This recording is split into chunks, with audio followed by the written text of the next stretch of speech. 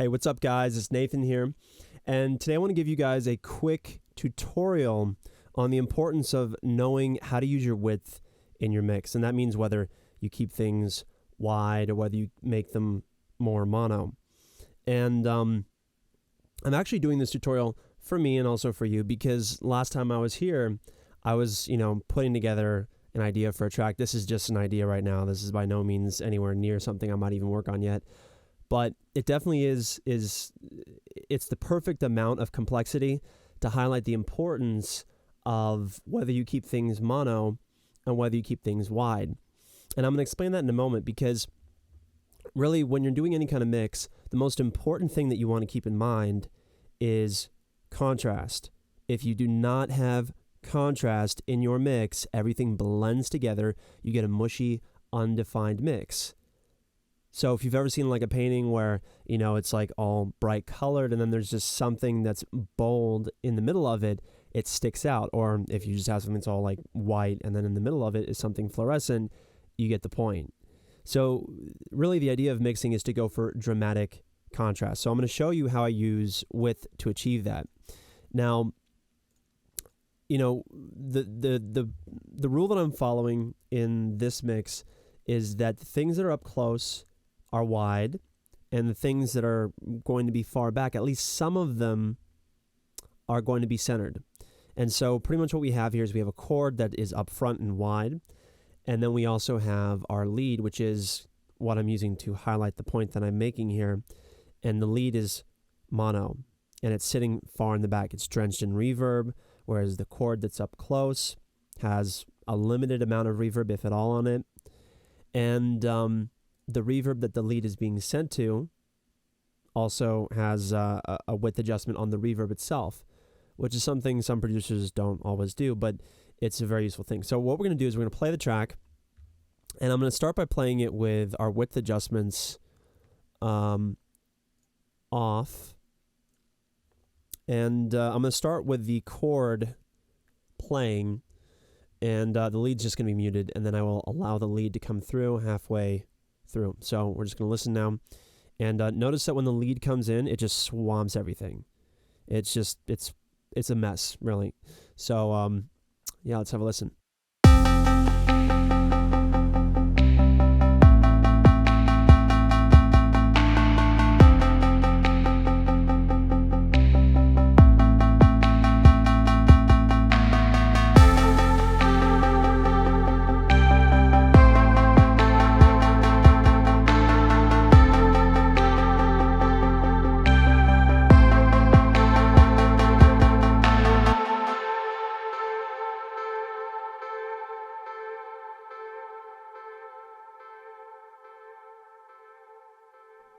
Oh my God, the amount of delay on this.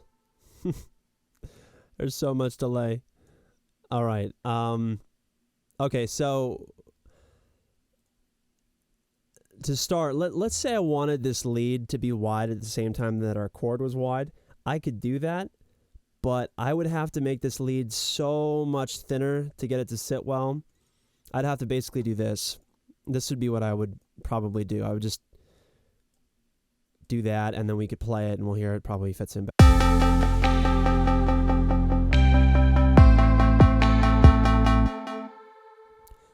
Really simple, because if you want something to sit in the back, you just cut away a lot of energy.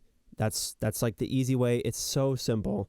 I do shelving all the time. So, but let's say for whatever reason, as in this particular mix, I wanted that lead instrument, which is a pretty mediocre melody right now, but it's a work in progress. If I wanted that to be thicker and more bold, there's really only one space that's left for it, which is center, because our chord isn't occupying the center. So what I'm going to show you now is we're going to play the lead, and I have two width adjusters on here, which you can use any plugin in your DAW. They're all the same. They all do the same thing. No one appears to have a better algorithm than the other. So over here on the left, we're going to have the width adjustment for our lead. And then over here on the, let me pull this up. Over here, we're going to have our width adjustment for our reverb. So the width for the reverb is on the right, and the width for our lead is on the left. And what we're going to start by doing is we're actually going to have our reverb turned off, because I just want you to hear how the lead plays by itself. The more you can hear things separately, the easier it should be to get it. So we're going to play everything now. Hopefully if I don't blast that away.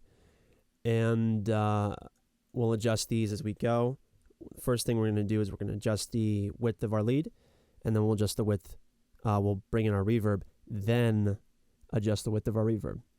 So yeah, let's play, and then we'll listen to it.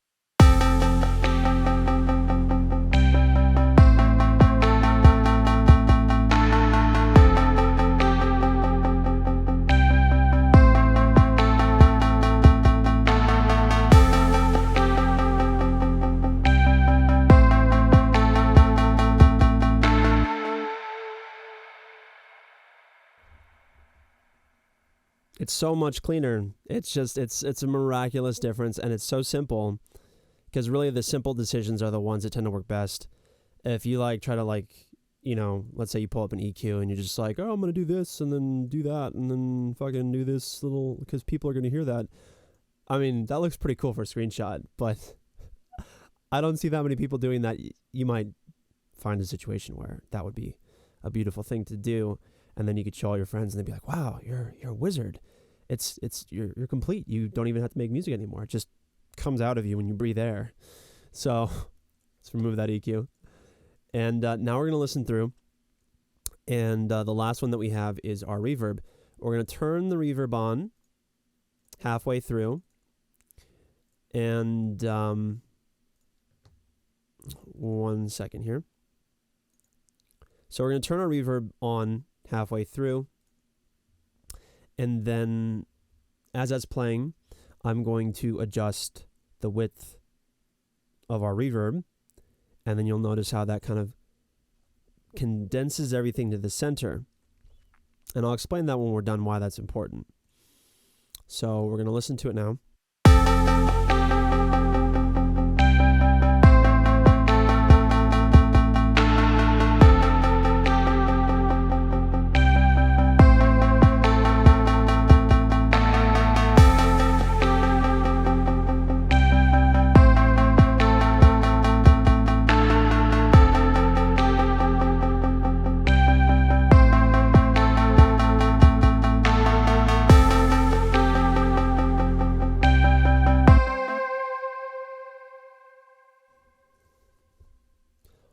So it's so useful to have that strong center in your mix, which is typically foundationally reinforced by your drums.